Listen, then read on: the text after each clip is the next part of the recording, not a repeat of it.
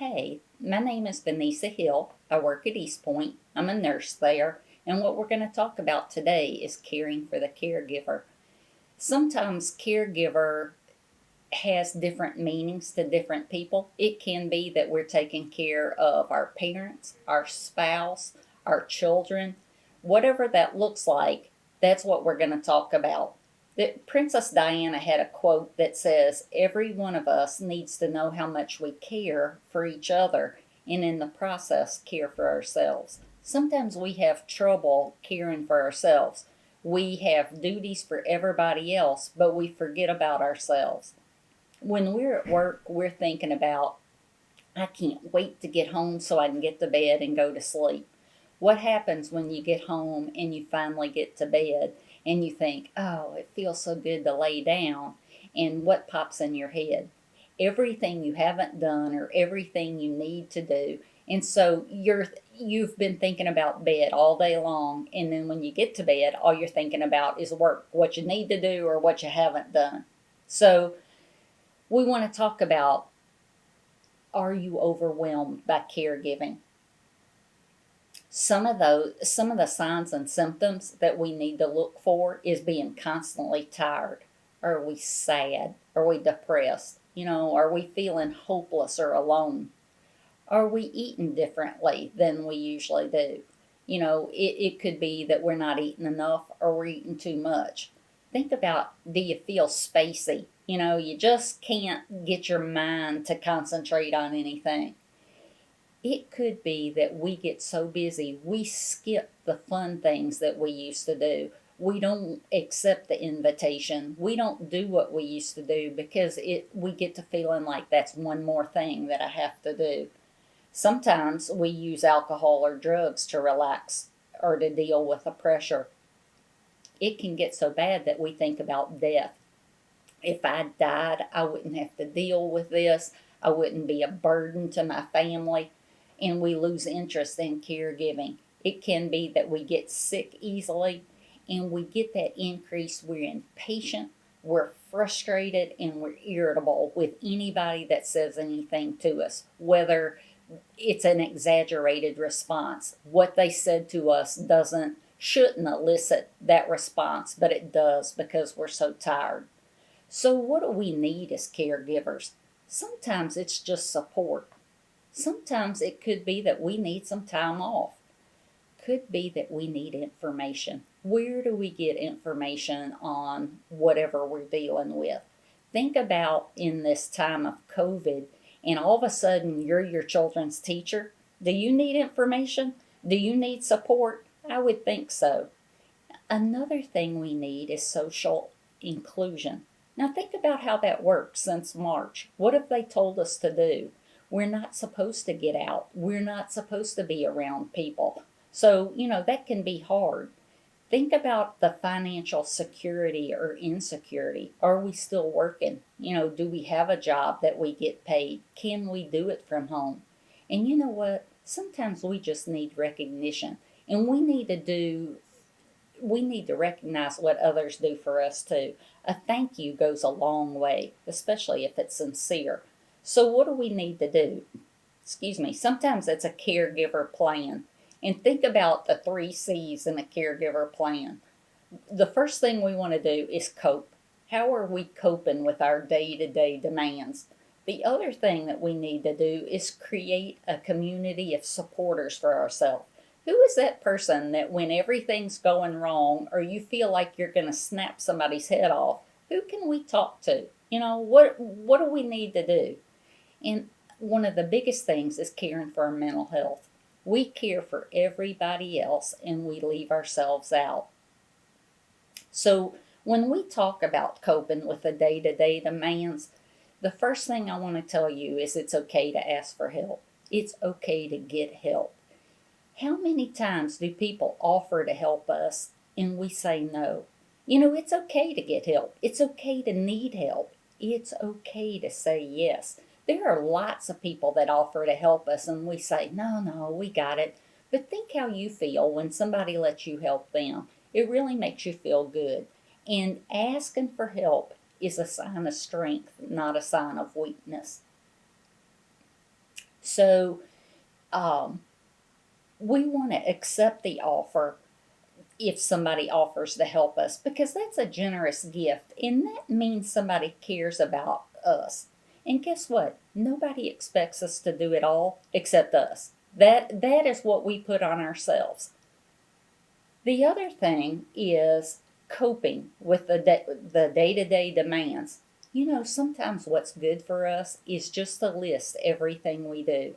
From the time we get up till the time we go to bed, when you think that you don't get anything done, you're worthless, if you look at that list and you see all the different things that you've done, whether it's uh, brushing your teeth, taking a shower, we want to list all those things because everything takes time. And you know what happens sometimes? We may need to show that to the people that we're taking care of, whether that's our children or our spouse, when, they think we're not doing enough. Look, I got a page full of stuff to do. Can you help me with this? Can we share responsibility? So we want to list what we're worried about with caregiving. What happens if I get sick? Who's going to take care of everybody? Who's going to fix supper? Who's going to do lunch or breakfast? Who's going to wash clothes? What happens if I leave, I go to the grocery store, and something happens? I'm in charge of my parents and one of them falls. That's the things that we worry about. And sometimes we worry about things that aren't ever going to happen. But we keep that in the back of our mind. We talked about showing our list to others. Just to say, look at all this stuff. Is there anything you can help me with? It could be that we talk to our family members. It could be that if we're taking care of our parents and we have siblings, it could be that we need to ask a sibling, can you do something for me? Can you get it for today, whatever that is.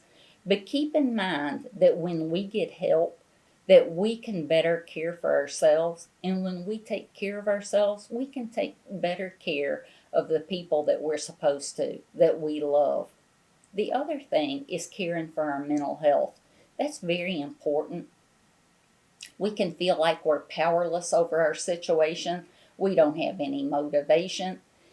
Everything's wrong. We get that negative thinking. Nobody can do it but me. I can't do it right. We start isolating. We have that rigid, inflexible thinking that it has to be done this way. There's no other way to do it, and I have to do it. Then we get angry at the person that asks us to do something. I don't have any clean clothes. Well, why is that my fault? Why is that my responsibility? And then we start criticizing ourselves because we're not getting everything done. And we get frustrated and we get irritable. And then we become ineffective. And that doesn't help us or the people that we love. So when we talk about caring for our mental health, we want to watch for those signs of anxiety and depression. And if you remember, when we talk about anxiety, it can be physical stuff. We can have that choking sensation. We can't swallow. We have that nausea or stomach pain. Our heart can even beat differently. We can have chest pain or heart palpitations. And we get irritable with everybody. And we have that muscle tension. And we worry about everything. Then, we talked about anxiety. What about depression? That persistent sad or empty mood. We sleep too much or too little. We eat too much or too little, or don't eat nutritious stuff. There is nothing pleasurable in anything we do. Whatever it used to be, you could love to fix meals, and all of a sudden it's just something to do. You got all the dirty dishes. You spend all that time cooking, and within 30 minutes it's all gone, and you got to start all over again. It could be that we're just so tired, we don't have any energy, we're hopeless, and it can get so bad that we think about suicide or death. There's a quote by Audre Lorde.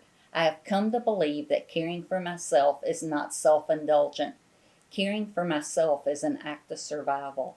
And that is very true because we think we're selfish if we take care of ourselves. We have to take care of everybody else except for us. So, what does taking care of you look like to you? What I may like, you may not. Somebody can't tell us how we take care of ourselves. That's an individual idea of what we want. Is it laughing? Is it just getting outside? Is it walking, meditating, or pray? And don't forget, we need to eat nutritious food and not just junk food, and we need to get the proper amount of sleep. Now, what are some other ways to take care of ourselves? Sometimes it could just be breathing activities. Sometimes we get so tense, so worked up that we're breathing just shallow breaths. If we stop and take deep breaths, we can relax ourselves. Could be that we just need to talk to others. Could be that we need to light a candle, or the folks that's into the essential oils, the diffuser, to have certain smells that can relax us. Could be that we just need to focus on something else for a while. Stop what we're doing, do something else. Could be that we may need a nap. Naps are really nice, especially on days like today when it's rainy outside. A nap could feel really good. Could be that we write in a journal. Could be that we take a long, soothing bath with lots of bubbles if you like that. Or listening to music, or if you have a pet. If you are a pet lover, there is nothing that can get you out of a bad mood like your pet, because they seem to want to take care of us. So remember, caregiving can be mentally, emotionally, and physically exhausting. It's okay that we're exhausted. It may think, why am I so exhausted after this? If you look at your list of everything that you've done all day long, you may think, wow, I've got a lot accomplished. I can do something right. I'm not a failure. But we want to put balance in our life. We don't want to put our needs on the back burner. We got to take care of ourselves, and that could include getting help from others. So remember what things help you to cope when you're stressed and try to do them. Sometimes we forget what we need to do. What healthy activities bring us comfort? What helps us feel calmer and safe? For me, I love to cook. If I get in the kitchen and I just get busy in there, I am in a whole different place. Now, if you don't like to cook, that's not going to be what it takes for you. My mom likes to iron. I would never want to iron anything. But if that's what it takes, do what you like. Don't let somebody tell you, well, that's not relaxing. It's whatever works for you. We want to maintain that good physical, emotional, and mental health. We want that positive attitude because we need that so we can be better to ourselves and valuable to others. So if you feel like that you're in a place where you need to talk to somebody other than your friends, if you need to talk to a therapist, counselor, psychiatrist, whatever the case, you can call East Point 24 hours a day, 7 days a week. It's the East Point's telephone number is 800-913-6109. Hope you have a good day. Thank you.